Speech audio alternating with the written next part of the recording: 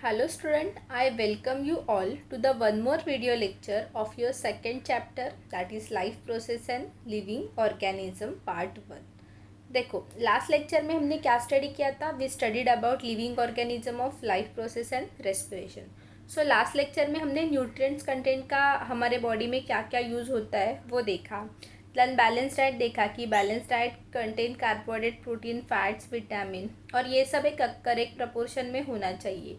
And you know कि balance diet is important for our health and is also important to maintain our health. Then हमने muscle के बारे में पढ़ा। There are 3 type of muscle, voluntary, involuntary and cardiac muscle.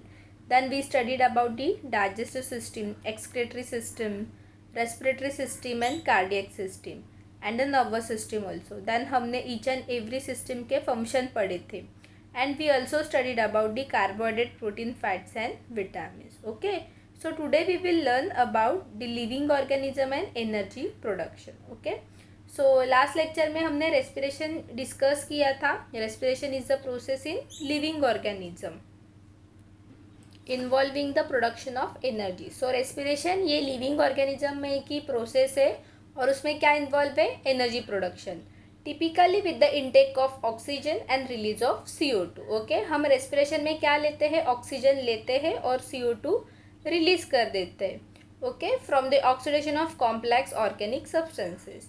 So the respiration is the process of gases exchange. Okay, respiration process में gas exchange होता है between air to organism के cell तक। Okay, so there are 2 type of respiration, external respiration and internal respiration. So living organism में respiration 2 stages में होता है, body level पे और सेलुलर लेवल पे। बॉडी लेवल पे जो रेस्पिरेशन होता है उसको एक्सटर्नल रेस्पिरेशन बोलते हैं और सेलुलर लेवल पे जो रेस्पिरेशन होता है उनको इंटरनल रेस्पिरेशन बोलते हैं। ओके, सो बॉडी लेवल पे क्या होता है? Let's observe this diagram. Okay, nose means nostrils, हमारे जो नोज के यहाँ पे 2 ओपनिंग्स है उसको क्या बोलते हैं? नॉस्ट्रिल्स। ओके, सो नॉस्ट्रिल्स थ्रू हम एयर अंदर लेते हैं लंग्स में। तो लंग्स में ये जो अल्वियोलाई होते हैं वो राउंडेड शेप दिख रहा है ऑरेंज कलर का, that is called as a alveoli, grape like structure, that is called as alveoli and these alveoli situated inside the lungs. Okay, so to lungs through air alveoli में चला जाता है, then lungs expand हो जाते हैं और relax भी हो जाते हैं। ओके, सो यहाँ पर ऑक्सीजन एक्सेप्ट किया जाता है और ब्लड में ट्रांसफ़र किया जाता है, फिर गैसेस एक्सचेंज होते हैं, तो फिर अल्वियोलाई से ट्रकिया, ट्रकिया मतलब विंड पाइप। ओके, आपको दिख रहा है डायग्राम में, यू कैन सी यहाँ वहाँ पे ट्रकिया लिखा है। Okay, that is wind pipe, वहाँ से क्या होता है? एयर अंदर आती है। सो ट्रकिया थ्रू नोज से कार्बन डाइऑक्साइड भी क्या होता है? रिलीज हो जाते हैं। ओके, जैसे पहले हम इनहेल करते हैं तो एयर अंदर आ जाती है ट्रकिया थ्रू, फिर लंग्स के ब्रोंकाई में जाती है, उसके अंदर अल्वियोलाई तक जाती है, फिर से रिवर्स प्रोसेस होता है, फिर ऑक्सीजन जाता है और कार्बन डाइऑक्साइड फिर अल्वियोलाई से lungs, then lungs through trachea, trachea through nose बाहर आ जाता है, रिलीज हो जाता है। Okay, like this. ओके, इसको बोलते हैं इनहेलेशन एंड एक्सहेलेशन। ओके, सो हम ऑक्सीजन इनहेल करते हैं और CO2 एक्सहेल करते हैं। Okay, so that is called as a external respiration. So inhalation means what? जब हम एयर इनहेल करते हैं like this, called as a inhalation, and exhalation means जब हम एयर मीन्स CO2 को एक्सहेल करते हैं like this. Okay, that is called as a exhalation. Okay, so second होता है सेलुलर रेस्पिरेशन, तो वो हर एक सेल के माइटोकॉन्ड्रिया में होता है।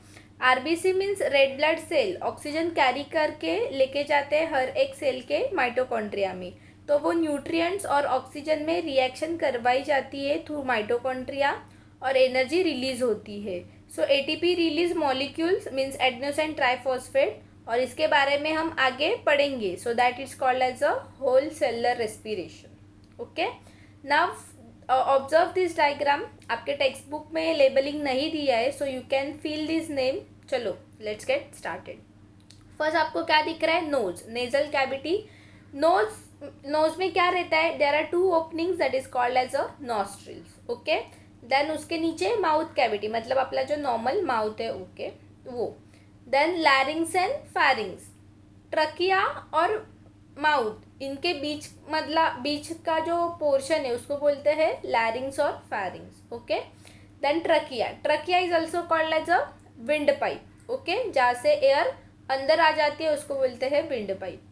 ये जो ब्रांचेस है लंग्स में उसको बोलते हैं ब्रोंकाई. दिख रहा है लंग्स, एक कट वाला लंग्स है और एक नॉर्मल रिप के अंदर जो लंग्स होता है वो है. ओके. सो वो कट वाला लंग्स में देखो कि आपको ब्रांचेस दिख रहे हैं, that is called as a bronchi. Okay. Then there are two lungs which is situated under the ribs. Okay. Left lung and right lungs. दो लंग्स है जो रिप के अंदर सिचुएटेड होते हैं. Then this muscle like structure called as a diaphragm. नीचे देखो वो muscle like structure that is called as a diaphragm. You can see the labelling. तो ये हमारे जो डाइजेस्टिव सिस्टम के ऑर्गेन्स होते हैं उसको रेस्पिरेटरी सिस्टम से सेपरेट करता है ये डायफ्राम. ओके. सो डायफ्राम जब नीचे आ जाता है तब लंग्स एयर से एक्सपांड होती है और डायफ्राम ऊपर गया दैट मीन्स लंग्स से एयर रिलीज हो गई. ये जो ग्रेप लाइक स्ट्रक्चर है ऑरेंज कलर का दिख रहा है बाहर, that is called as a alveoli and that is situated under the end of bronchi. Okay. तो ब्रांचेस है लंग्स में उसको हम ब्रोंकाई बोलते हैं और ये ब्रोंकाई के एंड में जो डॉट डॉट लाइक स्ट्रक्चर है that is called as a alveoli. और यहाँ पे क्या होता है, गैस एक्सचेंज हो जाते हैं. सो प्लूरल फॉर्म में उसको अल्वियोलाई बोला जाता है एंड सिंगुलर फॉर्म में that is called as a alveolus. Okay. फिर से एक बार देखते हैं. पहला क्या रहता है, नेस. नोज में क्या रहता है, नॉस्ट्रिल्स रहता है. There are two openings that is called as a nostrils. Then mouth, then larynx and pharynx, then trachea is a wind pipe, then branches in lungs that is called as a bronchi, then muscle like structure called as a diaphragm. और diaphragm हो गया. उसके बाद क्या देखेंगे हम, alveoli. वो grape like structure है that is called as a alveoli. Okay. So next one is आपके 10th के टेक्स्ट बुक में जो क्वेश्चंस दिए हैं वो स्टेप बाय स्टेप हम देखने वाले हैं. So the first question is how many atom of carbon, hydrogen and oxygen are respectively present in molecules of glucose. Glucose के मॉलिक्यूल्स में कार्बन के कितने एटम होते हैं, ऑक्सीजन के कितने एटम होते हैं और हाइड्रोजन के कितने एटम होते हैं, that is the question. So glucose का मॉलिक्यूलर फॉर्मूला क्या है, C6H12O6. ये ग्लूकोज का मॉलिक्यूलर फॉर्मूला है. मतलब कार्बन के 6 एटम्स, हाइड्रोजन के 12 एटम्स और ऑक्सीजन के 6 एटम्स होते हैं. ओके. सो आपको जो डायग्राम दिया है उसमें देखो 6 atom of carbons are present. Okay. 1 2 3 4 5 6. Okay. Then वैसे ही हाइड्रोजन के भी क्या है, 12 एटम्स प्रेजेंट है और ऑक्सीजन के भी 12 एटम्स प्रेजेंट है. दैट मीन्स ग्लूकोज का फॉर्मूला ही 6H12O6 है. तो उसमें 6 कार्बन ऑफ एटम्स प्रेजेंट है, 12 कार्बन ऑफ हाइड्रोजन प्रेजेंट है और 6 एटम्स ऑफ ऑक्सीजन भी प्रेजेंट है. Now the next question is which type of chemical bonds are present between all these atoms. Okay, so there are two type of bond, covalent bond and ionic bond. Remember one thing, carbon, hydrogen, oxygen के atom जहाँ पर होते हैं उनके बीच हमेशा कौन सा bond होता है, कोवैलेंट बॉन्ड होते हैं. सो कार्बन, हाइड्रोजन, ऑक्सीजन ये कंपाउंड को कहते हैं organic compound and always covalent bonds are present in organic compound like carbon, hydrogen and oxygen. So यहाँ पे भी कार्बन, हाइड्रोजन, ऑक्सीजन के बीच में बिटवीन देम कोवैलेंट बॉन्ड ही होता है. So you can observe this image. Okay. First वाली उसमें देखो कार्बन और हाइड्रोजन. ओके. उनके बीच में जो बॉन्ड है that is called as a covalent bond. So basically covalent bond means a chemical bond where in 2 or more atoms share 1 or more electron pair. Then the second question is in term of chemistry what happen actually when a molecule is oxidized. Okay.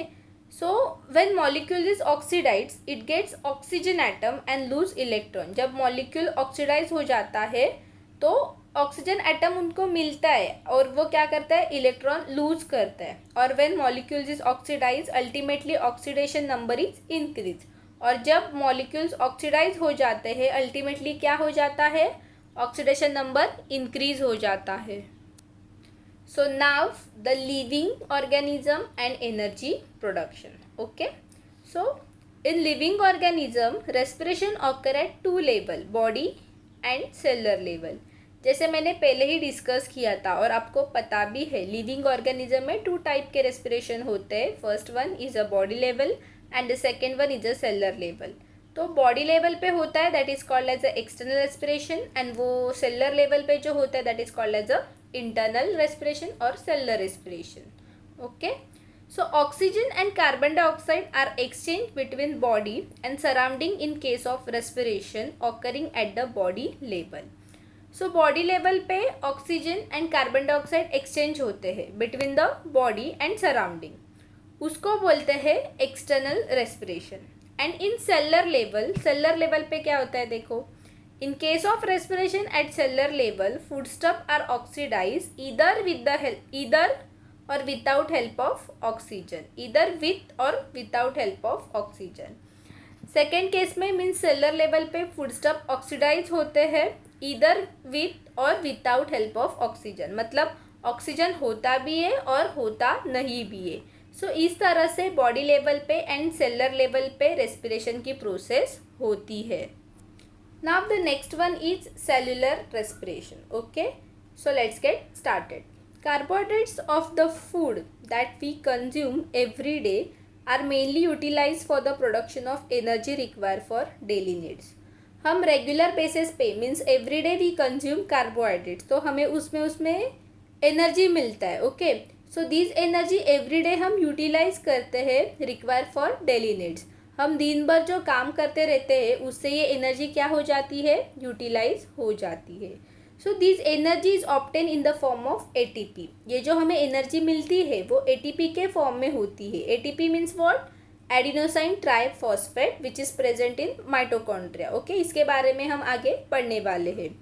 For this purpose glucose a type of carbohydrate is oxidise step by step in the cell. Okay, that is called as the cellular respiration. अभी हम देखते हैं for this purpose, अभी glucose is one of the type of carbohydrate, तो carbohydrate का type है glucose, वो slowly क्या हो जाता है, ऑक्सीडाइज हो जाता है, और उसका स्टेप बाय स्टेप क्या होता है, ब्रेक डाउन हो जाता है ग्लूकोज का, और उससे हमें क्या मिलती है, एनर्जी मिलती है। So this process is called as a cellular respiration. Okay, so you can observe the diagram, sun है उससे लाइट एनर्जी मिलती है, और प्लांट फोटोसिंथेसिस करके प्रिपेयर देयर ओन फूड, खुद का खाना खुद बनाते हैं। आफ्टर दैट प्लांट से हमें क्या मिलता है, ऑक्सीजन मिलता है और ग्लूकोज भी मिलता है। तो glucose is a type of carbohydrates. So carbohydrate से हमें एनर्जी मिलती है, वो एटीपी के फॉर्म में होती है, और एटीपी माइटोकॉन्ड्रिया में रहता है, और माइटोकॉन्ड्रिया कहाँ पर रहता है, present in a cell. Okay, mitochondria is a cell organelle. So this is the process of cellular respiration. Now the next is cellular respiration occur among the living organism by two method. तो living organism के body में ये जो cellular respiration है वो two way से होता है। First one is a aerobic respiration and the second one is a anaerobic respiration. Okay, so aerobic respiration, aerobic मतलब with air. Okay, so aerobic respiration is the process of cellular respiration and that use oxygen to produce energy. तो aerobic respiration ये कौन सी process है, एक cellular respiration की process है, उसमें oxygen use होता है। ओके, क्यों यूज होता है, बिकॉज ऑफ प्रोड्यूस एनर्जी, और ये एनर्जी कहाँ से मिलती है, from food inside the cell. Okay, so the food and which contain glucose, ये फूड क्या कंटेन करता है, ग्लूकोज कंटेन करता है, and its breakdown into carbon dioxide and water with the help of oxygen. Okay, so देखो आपको oxygen से cellular respiration होता है, उसमें एनर्जी प्रोड्यूस हो जाती है, फूड से हमें क्या मिलता है, एनर्जी मिलती है, और फूड्स में ग्लूकोज रहता है, तो ये ग्लूकोज ब्रेक डाउन हो जाता है इन एरोबिक रेस्पिरेशन, और उसके बाय प्रोडक्ट्स क्या होते हैं, कार्बन डाइऑक्साइड, वाटर। ओके, और यहाँ पे क्या है, with the help of oxygen, ये होल एरोबिक रेस्पिरेशन की process with the help of oxygen होती है। ओके, इसमें ऑक्सीजन इन्वॉल्व होते हैं। Now the anaerobic respiration, anaerobic respiration मतलब डज नॉट नीड ऑक्सीजन, यहाँ पे ऑक्सीजन की ज़रूरत नहीं है। Okay, so glucose break down without oxygen, वहाँ पे ग्लूकोज ब्रेक डाउन हो रहे थे बट विथ ऑक्सीजन, यहाँ पे ग्लूकोज ब्रेक डाउन हो रहे हैं without oxygen. So the chemical reaction transfer energy from glucose to cell, ये जो केमिकल रिएक्शन है वो एनर्जी ट्रांसफर करता है ग्लूकोज पासून ग्लूकोज टू दी सेल तक। So anaerobic respiration produce lactic acid rather than CO2 and water. अभी जो एनारोबिक रेस्पिरेशन के जो बाय प्रोडक्ट्स है वो क्या प्रोड्यूस करते हैं, lactic acid. Okay, lactic acid करते हैं बिकॉज इसमें क्या है, does not need of oxygen, without oxygen वाला ये प्रोसेस है. वहाँ पे ऑक्सीजन की नीड थी, that's why they produce carbon dioxide and water. और यहाँ पे अभी ऑक्सीजन की नीड नहीं है तो वो क्या करते हैं, लैक्टिक एसिड प्रोड्यूस करते हैं rather than CO2 and water. Okay, so aerobic respiration में oxygen is involve and anaerobic respiration में oxygen is not involve. You can observe the diagram. Glucose से glycolysis, then it is convert into pyruvate. Okay, then they release pyruvic acid. Okay, so respiration are occur in a two method. एक तो aerobic वाला respiration और second is anaerobic वाला respiration. Okay, so aerobic में respiration में क्या होता है और एनारोबिक रेस्पिरेशन में क्या होता है देखते हैं. एरोबिक रेस्पिरेशन में ऑक्सीजन इन्वॉल्व रहता है विद ऑक्सीजन वाला प्रोसेस और एनारोबिक रेस्पिरेशन में विदाउट ऑक्सीजन वाला process. Okay, so aerobic respiration occur in mitochondria and anaerobic respiration occur in cell के साइटोप्लाज्म में होता है. Okay, the next one is aerobic respiration में मेन इज क्रेब्स साइकिल होती है, देन इलेक्ट्रॉन ट्रांसफर चेन होता है. ओके, और एनारोबिक रेस्पिरेशन में टू टाइप्स होते हैं, एक तो lactic acid and alcohol and also carbon dioxide. Okay, now the next we are studying about the aerobic respiration and glucose is oxidized in a 3 step. कौन से है, first is glycolysis, then tricarboxylic acid cycle, then electron transfer chain reaction. Okay, so what is glycolysis. Glycolysis, glyco मतलब glucose और lysis मतलब breakdown. Okay, so glycolysis is the breakdown of glucose by enzyme. Release क्या करता है, energy and pyruvic acid, that is a glycolysis. Then what is tricarboxylic acid cycle. Tricarboxylic acid cycle also known as a TCA cycle और Krebs cycle. अभी TCA क्यों, क्योंकि उसका short form है TCA. और क्रेब्स साइकिल क्यों बोलते हैं उसको, बिकॉज क्रेब नाम का जो साइंटिस्ट था उसने ये साइकिल डिस्कवर किया था, that's why it is called as a crab cycle. So all aerobic organism release store energy through the oxidation of acetyl CoA. Okay, जो एरोबिक ऑर्गेनिज्म होते हैं वो क्या करते हैं, जो स्टोर किया हुआ एनर्जी रहता है वो रिलीज कर देते हैं. Okay, through oxidation of acetyl CoA. और ये एनर्जी कहाँ से डिराइव होती है, derive from carbohydrate, fats and proteins into ATP. ATP means adenosine triphosphate and carbon dioxide. Okay, so it is called as a tricarboxylic acid. ये जो TCS cycle है, tricarboxylic acid cycle है, उसको tricarboxylic acid क्यों बोलते हैं, because there is a citric acid is both first product and the final product and contain 3 carboxylic group. Okay, इसको tricarboxylic acid बोलते हैं क्योंकि सिट्रिक एसिड कंटेन करते फाइनल प्रोडक्ट भी और फर्स्ट प्रोडक्ट भी. ओके, एंड वो क्या कंटेन करते हैं, 3 carboxyl group, that's why it is called as a tricarboxylic acid. Okay, now the last one is what is electron transfer chain. The electron transfer chain is a series of complex that transfer electrons from electron donor to the electron acceptor via redox reaction. So ये जो electron transfer chain है वो क्या करती है, electron transfer करती है from electron donor to the electron acceptor. और कैसे ट्रांसफर करती है, via redox reaction. And the electron transport chain is a buildup of peptide, enzyme and other molecules. Now the next one we are learning about the glycolysis. Okay, so let's get started. 12th और 10th में तो है ही, लेकिन 11th 12th में glucose के बारे में बहुत डिटेल में दिया है. बट अभी हम लोग को ग्लाइकोलिसिस पता होना चाहिए कि एग्जैक्टली ये क्या प्रोसेस है. ओके, सो देखते हैं कि what is glycolysis. So glycolysis मतलब glyco means glucose and lysis मतलब breakdown. So glycolysis is a breakdown of glucose by enzyme and releasing energy and pyruvic acid. Okay, so process of glycolysis occur in a cytoplasm and a molecules of glucose is oxidized step by step in this process and 2 molecules of each, that is pyruvic acid, ATP, NADH2 and waters are formed. Okay, so glycolysis means breakdown of glucose. तो glycolysis ये जो process है वो cell के कहाँ पे होती है, साइटोप्लाज्म में होती है। साइटोप्लाज्म मतलब वो फ्लूइड लाइक स्ट्रक्चर, उसमें होती है। सो ये प्रोसेस में मॉलिक्यूल ऑफ ग्लूकोज ऑक्सीडाइज हो जाते। तो ये प्रोसेस में ग्लूकोज मॉलिक्यूल्स का क्या होता है, ऑक्सीडेशन होता है। स्टेप बाय स्टेप ऑक्सीडेशन होता है और one process through different parts मिलते हैं। सो 2 मॉलिक्यूल्स ऑफ ईच, यहाँ पे दिया है कि 2 मॉलिक्यूल्स ऑफ ईच मतलब क्या, दैट इज पायरुविक एसिड के 2 मॉलिक्यूल्स मिलते हैं, एटीपी के 2 मॉलिक्यूल्स मिलते हैं, NADH2 के 2 मॉलिक्यूल्स मिलते हैं, वाटर के 2 मॉलिक्यूल्स होते हैं। So you can observe the diagram, there is 2 molecules of each, that is pyruvic acid के 2 molecules, ATP, NADH2 and water. और ये सब ऑक्सीडेशन होने के बाद हमें मिल जाता है। ओके, आगे देखो, molecules of pyruvic acid form in this process are convert into molecules of acetyl coenzyme A. So 2 molecules of NADH2 and 2 molecules of CO2 are released during this process. तो ये प्रोसेस में हमने देखा कि pyruvic acid बना है, तो ये जो पायरुविक एसिड के 2 मॉलिक्यूल्स है फिर से उनका क्या हो जाता है, कन्वर्जन हो जाता है और कन्वर्ज होते हैं, वो एसिटाइल कोएंजाइम ए बनते हैं उससे। ओके, सो देखो पायरुविक एसिड ग्लूकोज के प्रोसेस में बनता है। तो पायरुविक एसिड के 2 मॉलिक्यूल्स होते हैं, फिर कन्वर्जन होता है और कन्वर्जन होने के एसिटाइल कोएंजाइम ए बनते हैं। Okay, so 2 molecules of NADH2 and 2 molecules of carbon dioxide are release during this process.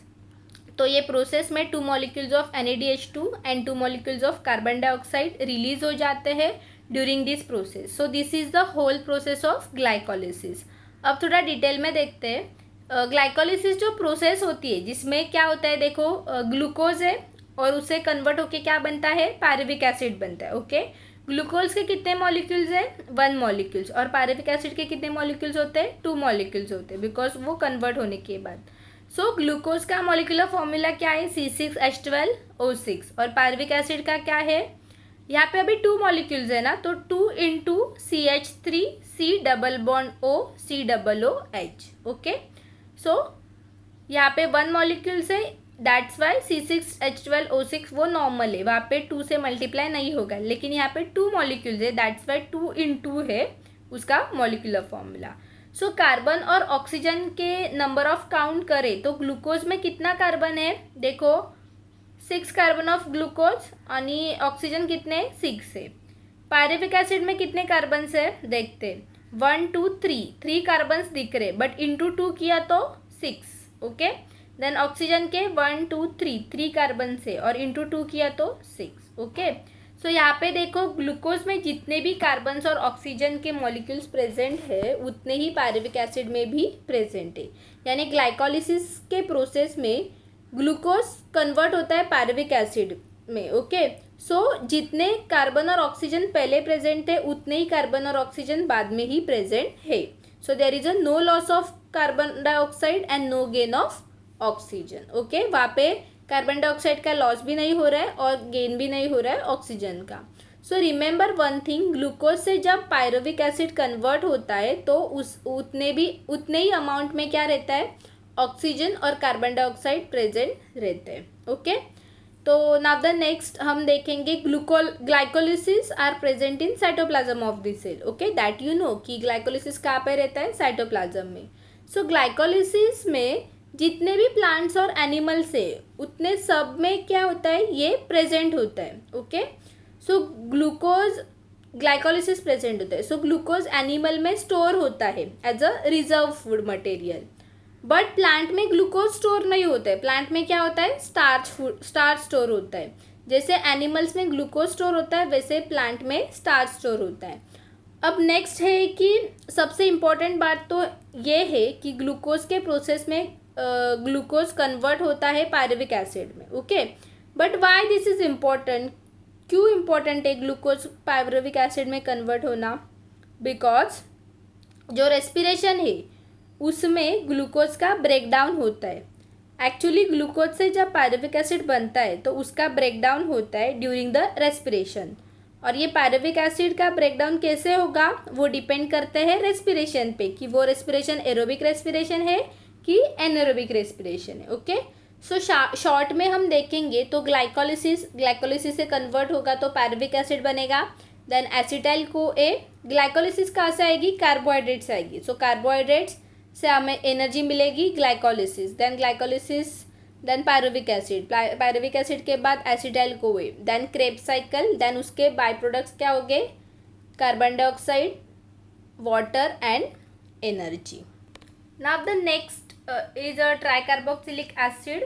Okay, so first हम डेफिनेशन देखते हैं कि ट्राइकार्बोक्सिलिक एसिड होता क्या है। So tricarboxylic acid cycle also known as a TCS cycle और Krebs cycle, that you know कि TCS is a short form of tricarboxylic acid cycle. और क्रेब्स साइकिल क्यों, बिकॉज ये ट्राइकार्बोक्सिलिक एसिड साइकिल क्रेब नाम के scientist ने discover किया था, that's Y. So aerobic organisms to release store energy through the oxidation of acetyl CoA, जो भी aerobic organisms है वो स्टोर किया हुआ एनर्जी रिलीज कर देती है through the oxidation of acetyl CoA। और ये एनर्जी कहाँ से डिराइव होती है, from carbohydrate, fats, proteins, okay, into ATP में एंड कार्बन डाइऑक्साइड में। और इसको क्यों ट्राइकार्बोक्सिलिक एसिड बोलते हैं, because citric acid is a both final product भी है और फर्स्ट प्रोडक्ट भी है, और वो कंटेन करता है 3 carboxylic group, that's why it is called as a tricarboxylic acid. Okay, so the both molecules of acetyl CoA enter the mitochondria. Okay, तो ये ग्लाइकोलिसिस प्रोसेस में हमने जो देखा था कि पायरुविक एसिड, तो acetyl CoA is a short form of acetyl coenzyme A. तो ये जो एसिटाइल CoA है वो माइटोकॉन्ड्रिया में प्रेजेंट होता है। So cycle chain of reaction are called as a tricarboxylic acid cycle and is operated on it in the mitochondria. तो आपको पता है कि ये जो एसिटाइल CoA है वो माइटोकॉन्ड्रिया में एंटर होता है। तो माइटोकॉन्ड्रिया में एंटर होने के बाद ये जो ट्राइकार्बोक्सिलिक एसिड की जो साइकिल है वो स्टार्ट हो जाती है। Basically tricarboxylic acid cycle are occur in mitochondria. The acetyl part of acetyl CoA is completely oxidized through this cycle process and molecules of carbon dioxide, hydrogen मतलब water, NADH2, FADH2 are derived. Okay, so अभी ये tricarboxylic acid ये process में क्या होता है, acetyl part of acetyl CoA, ये जो एसिटाइल CoA है उसका जो एसिटाइल का जो पार्ट है वो क्या होता है, कंप्लीट ऑक्सीडेशन हो जाता है उसका इन दिस प्रोसेस में। और उसका जो बाय प्रोडक्ट है वो क्या बनते हैं, carbon dioxide, water, NADH2, FADH2।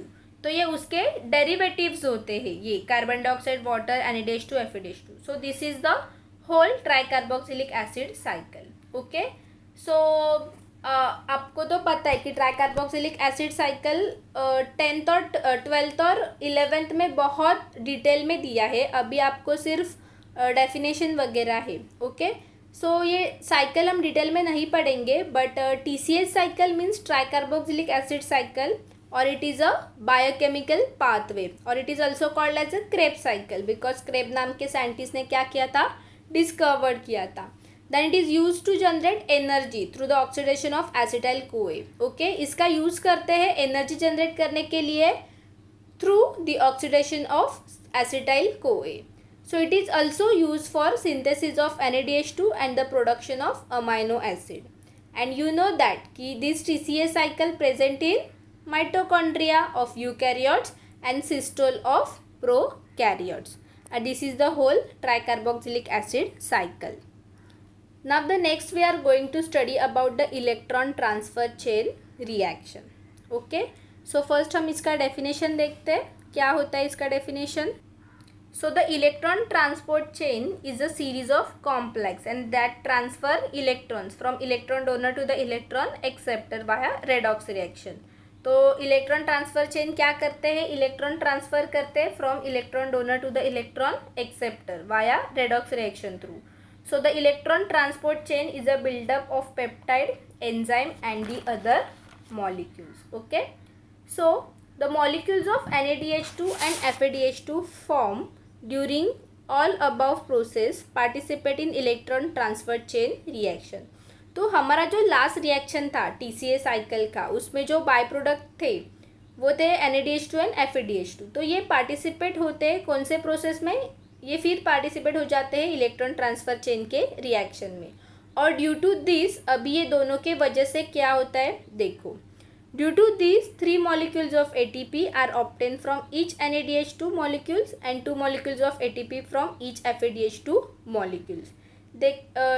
देखो यहाँ पे NADH2 एंड FADH2 ये जो इलेक्ट्रॉन ट्रांसफ़र चेन के जो रिएक्शन है उसमें एंटर हुआ था, उसका क्या होता है आगे, due to this 3 molecules of ATP are obtain from each NADH2।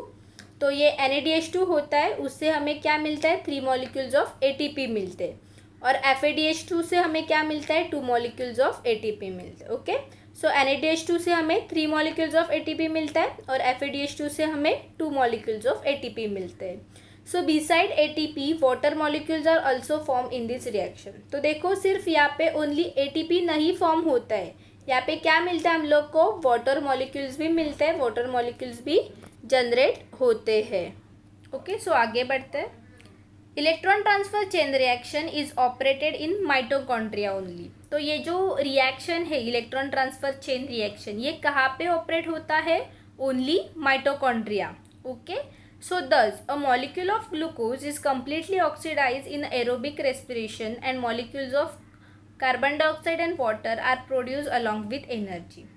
तो इस तरीके से the molecules of glucose completely oxidise होते हैं और उसको कम्प्लीटली ऑक्सीडाइज होके क्या बनते हैं, carbon dioxide and water produce होता है। एंड ये प्रोसेस में एरोबिक रेस्पिरेशन ही होता है। So this is only process occur in a aerobic respiration। Now the complete this whole glycolysis topic। Now the next important topic is ATP। What is ATP? ATP means adenosine triphosphate। Okay, so उसका definition है कि ATP is a adenosine triphosphate। So adenosine triphosphate is an organic compound। ये क्या है, एक organic compound है that provide energy to derive many process in living cell। Living cell में जो प्रोसेस होता है उसके लिए एनर्जी लगती है और वो कौन प्रोवाइड करते हैं, ATP प्रोवाइड करती है। फॉर एग्जांपल मसल का कॉन्ट्रैक्शन होता है, रिलैक्सेशन होता है, तो ये रिलीज होता है, मसल्स कॉन्ट्रैक्ट होते हैं, रिलीज होते हैं, तो एनर्जी कहाँ से मिलती है, हमें ATP से मिलती है। और नर्व इम्पल्स में भी सेम होता है। And ATP is also called as a energy currency. उसको एनर्जी करेंसी बोलते हैं। अभी क्यों बोलते हैं वो हम आगे देखेंगे। The function of ATP is able to store and transport chemical energy. ATP क्या करता है, एनर्जी स्टोर भी करता है और ट्रांसपोर्ट भी करता है। किधर ट्रांसपोर्ट करता है, विद इन सेल। And energy is release by triphosphate group. ये हम डिटेल में अभी देखते हैं। Okay, so ATP is a adenosine triphosphate is a energy rich molecules and energy is stored in the bond by which phosphate group are attached to each other। okay, तो यहाँ पे ये जो ATP है एडिनोसाइन ट्राइफॉस्फेट, यहाँ पे 3 phosphate के bond एक दूसरे से क्या है, जॉइंड है। You can C the diagram, first वाली डायग्राम देखो, 3 फॉस्फेट के बॉन्ड एक दूसरे को जॉइंड है और वो बॉन्ड के अंदर एनर्जी स्टोर किया जाता है। So that's why the adenosine triphosphate is a energy rich molecules। So these molecules are stored in the cell। So ये molecule store किया जाता है सेल में as per needed। अब हम पढ़ेंगे energy currency। And chemically ATP is a triphosphate molecules formed from the adenine ribonucleic acid and it contain a nitrogenous compound adenine, pentose sugar, ribose and 3 phosphate groups. तो ये ATP कैसे form होती है, adenosine ribonucleosides and it contain nitrogenous compound that is adenine, pentose sugar, ribose and 3 phosphate group. You can observe the figure, यहाँ पे upper side ATP के देखो adenine है, देन उसके बाजू में क्या है, पेंटोज शुगर, राइबोज प्रेजेंट है, देन पेंटोज मीन्स 5, तो उसको 5 साइड है, that's what is called as a pentose.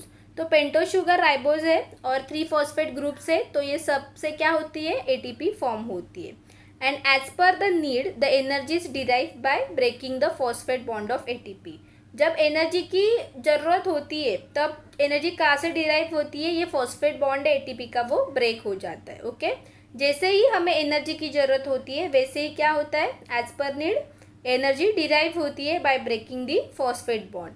और ये जो एटीपी के जो 3 बॉन्ड्स होते हैं फॉस्फेट बॉन्ड वो क्या होते हैं, ब्रेक हो जाते हैं और एनर्जी हमें मिलती है।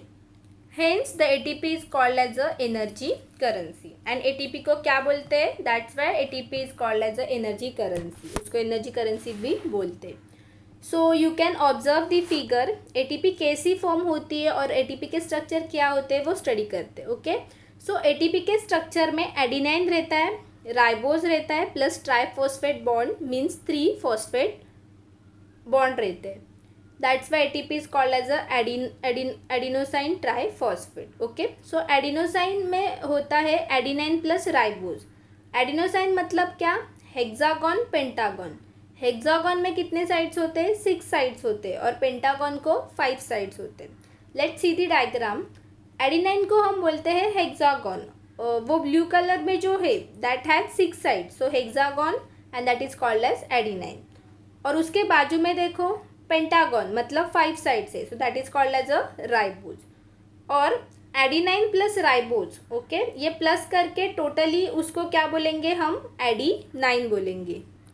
सो अब ये एडिनाइन को क्या अटैच है, राइबोज। राइबोज के स्ट्रक्चर 5 होते हैं। अब ये राइबोज को अटैच है ट्राइफॉस्फेट, काउंट करो 1 2 3, देयर आर 3 फॉस्फेट, उसको 3 फॉस्फेट अटैच है।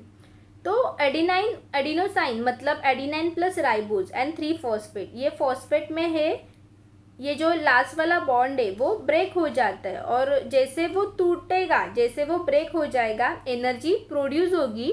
तो लास्ट वाले बॉन्ड में हाई एनर्जी होती है, it has a high energy. Okay, जब सपोज जब हम मोबाइल को चार्ज करते हैं तब सिंबल आता है कि अभी चार्जिंग हो गई है, लाइक दिस एटीपी, वहाँ पे देखो स्टार्टिंग में, ओके, चार्जिंग का वो दिख रहा है ना, हाँ। एंड आफ्टर दैट मोबाइल हम जब यूज़ करते हैं, सेलफोन हम जब यूज़ करते हैं, वो क्या होता है, बैटरी खाली हो जाती है, देन वो इंडिकेट करता है कि अभी क्या हो गई है, बैटरी लो हो गई है। आपका एटीपी जब ब्रेक हो जाएगा तो एनर्जी रिलीज होगी और जब एनर्जी रिलीज होगी तब बन जाएंगे एडीपी, एडिनोसाइन ट्राइफॉस्फेट। ओके, सो फॉस्फेट निकल गया, एक फॉस्फेट निकल गया तो ट्राई का क्या हो गया, डाई हो गया। सो 2 फॉस्फेट बचेंगे तो हम उसको बोलेंगे diphosphate. So ADP is a adenosine diphosphate and ATP is a adenosine triphosphate. कभी कभी क्या होता है, फास्टर एंड हंगर के वजह से हमारे बॉडी में होने वाली एनर्जी कम पड़ जाती है। अभी जब हमें कार्बोहाइड्रेट से एनर्जी नहीं मिलते तो हमारी बॉडी क्या करती है, मर जाएगी क्या बॉडी, नहीं। जब कार्बोहाइड्रेट से एनर्जी नहीं मिलते तो बॉडी क्या करेगी, एनर्जी लिपिड एंड प्रोटीन से यूज़ करने को स्टार्ट कर देती है और उनसे एनर्जी प्रोडक्शन हो जाता है। लिपिड से उसका सिंपल फॉर्म होता है फैटी एसिड एंड प्रोटीन का सिंपल फॉर्म होता है अमाइनो एसिड। सो लिपिड्स कन्वर्ट होता है फैटी एसिड में और जो प्रोटीन्स होते हैं वो कन्वर्ट होते हैं अमाइनो एसिड में। देन ये जो fatty acids and amino acid बाद में क्या होते हैं, एसिटाइल कोए में कन्वर्ट होते हैं। तो ये एसिटाइल कोए से हमें क्या मिलती है, एनर्जी मिलती है। तो ये जो एसिटाइल कोए है वो एसिटाइल को एंजाइम का कंप्लीट ऑक्सीडेशन होता है क्रेब्स साइकिल में, और जो कि क्रेब्स साइकिल कहाँ पे होती है, माइटोकॉन्ड्रिया में होती है और उसके थ्रू हमें क्या मिलती है, एनर्जी मिलती है। इस तरह से एटीपी से हमें एनर्जी मिलती है तो उसको एनर्जी करेंसी ऑफ सेल कहा जाता है। Now we are studying about the scientist of Krebs cycle. Introduction of scientist. Process of glycolysis was discovered by 3 scientists, Gustav Imden, Otto Meyerhof and Jacob Pranz along with their colleagues. ये जो glycolysis की process में वो 3 scientist ने discover की थी and the scientist name is Gustav Embden, Gotav Meyerhof and Jacob Prans. तो ये 3 नाम के जो इनिशियल लेटर्स है उससे उन्होंने एक साइकिल को नाम दिया EMP pathway. Okay, so they perform experiment on muscles, hence the glycolysis is called as a Embden-Meyerhof Pranz pathway, that is EMP pathway. Okay, so उन्होंने मसल्स पे एक्सपेरिमेंट परफॉर्म किया था, so that's why the glycolysis is called as a EMP pathway. The cyclic reaction of tricarboxylic acid cycle were discovered by Sir Hans Krebs and this cyclic process is called as a Krebs cycle. Okay, तो ये जो scientist थे sir Hans crab, उन्होंने ये cycle discover की थी, that's why the cycle called as a crab cycle. वो तो आपको पहले से ही पता है। ये जो ट्राइकार्बोक्सिलिक एसिड साइकिल है वो सर हैंस क्रेब ने डिस्कवर किया था, that's why the TCA cycle called as a crab cycle. और सर हैंस क्रेब को क्या मिला था? अवार्ड मिला था, Nobel prize in 1953 for his discovery. अभी नेक्स्ट देखो, अभी हम यहाँ पे देखते हैं कि जो रेस्पिरेशन होते हैं टू वेज में होता है, एरोबिक एंड एनएरोबिक रेस्पिरेशन होता है। So first we are studying the aerobic respiration. तो एनर्जी प्रोड्यूस होती है, okay, process of energy production through aerobic respiration of carbohydrate, proteins and fats. Okay, energy produce होती है थ्रू द एरोबिक रेस्पिरेशन जिसमें carbohydrate, proteins और fats होते हैं। So you can see this flow chart. अभी हम लिपिड्स एंड प्रोटीन के बारे में फर्स्ट देखते हैं।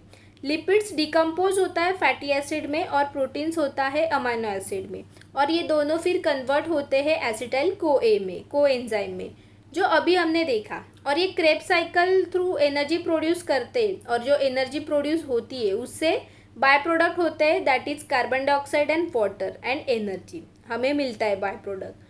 अगर कार्बोहाइड्रेट की बात करें तो कार्बोहाइड्रेट से ग्लाइकोलिसिस की प्रोसेस होती है, और ग्लाइकोलिसिस से क्या बनता है? Pyruvic acid. पायरुविक एसिड के बाद क्या बनेगा? Acetyl CoA। देन उसके बाद क्रेब साइकिल, और उसके वेस्ट प्रोडक्ट क्या हो गए? Carbon dioxide, water and energy. अभी हम देखते हैं एनारोबिक प्रोसेस में एनर्जी कैसे मिलती है, उसके बारे में देखते हैं। So anaerobic respiration in living organism sales.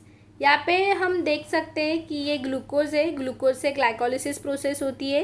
Glycolysis process में ये पायरुविक एसिड फॉर्म होता है। यहाँ पे आप देख सकते हो कि पायरुविक एसिड बन गया है। पायरुविक एसिड के बाद प्रोसेस होती है फर्मेंटेशन की। फर्मेंटेशन में यहाँ पे अल्कोहल बना है, और अल्कोहल से येस्ट बनता है। और यहाँ पे फर्मेंटेशन के प्रोसेस में different products like vinegar, vitamin etcetera, और ये वेरियस माइक्रो ऑर्गेनिजम्स थ्रू होता है। और यहाँ पे हम देख सकते हैं कि फर्मेंटेशन के प्रोसेस में लैक्टिक एसिड फॉर्म हो जाता है, and then erythrocytes then muscle cells. इस तरह से एरोबिक रेस्पिरेशन की प्रोसेस होती है।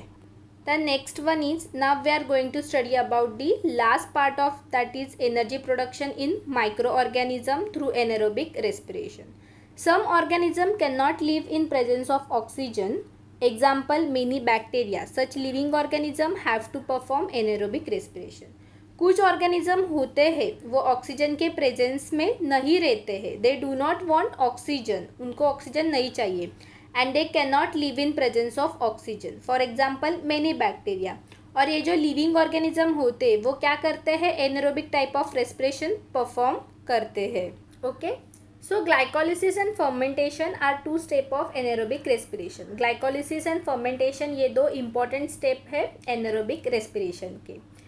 Glucose is a incompletely oxidise and less amount of energy is obtain in this type of respiration. यहाँ पे ये जो ग्लूकोज है वो इनकम्प्लीटली ऑक्सीडाइज होता है, और जिसकी वजह से हमें एनर्जी लेस अमाउंट में मिलती है। तो ये एनारोबिक रेस्पिरेशन में हमें लेस अमाउंट में एनर्जी मिलती है बिकॉज ऑफ ये ग्लूकोज का क्या हो गया? इनकम्प्लीट ऑक्सीडेशन हो गया। Pyruvic acid produce through glycolysis is converted into the other organic acid और alcohol with the help of some enzyme in this process, और that is called as a fermentation. यहाँ पे जो फ्लो चार्ट था previous slide में, उसमें हमने देखा था कि पायरुविक एसिड जो कि ग्लाइकोलिसिस प्रोसेस से बना है and is convert into other organic acid, और alcohol with the help of some enzyme in this process. यहाँ पे हमने अलग अलग डिफरेंट एंजाइम्स यूज़ करते तो हमें डिफरेंट प्रोडक्ट मिलता है। जैसे डिफरेंट एंजाइम यूज़ करेंगे तो डिफरेंट प्रोडक्ट मिलेगा। जैसे कि फ्लो चार्ट में यहाँ पे अल्कोहल मिला था, तो दूसरे में क्या मिला था? लैक्टिक एसिड मिला था। इस तरह से डिफरेंट एंजाइम्स यूज़ करते तो हमें क्या मिलता है? डिफरेंट प्रोडक्ट मिलता है, और that is the fermentation. Okay, so जो हायर प्लांट्स होते हैं, animals and aerobic micro organism होते हैं, वो क्या परफॉर्म करते हैं? Anaerobic respiration instead of aerobic respiration. कभी कभी क्या हो जाता है, सराउंडिंग में जो ऑक्सीजन होता है वो उसकी डिक्रीज हो जाती है, सफिशेंट ऑक्सीजन नहीं मिलता है, तो लिविंग थिंग को एनारोबिक रेस्पिरेशन करना पड़ता है।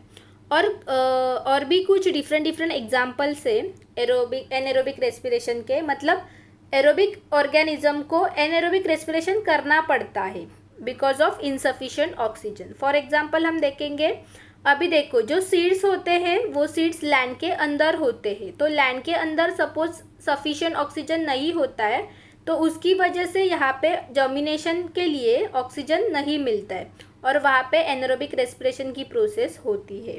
Similarly one more example is muscle cells. Muscle cells are perform anaerobic respiration while performing the exercise. Why?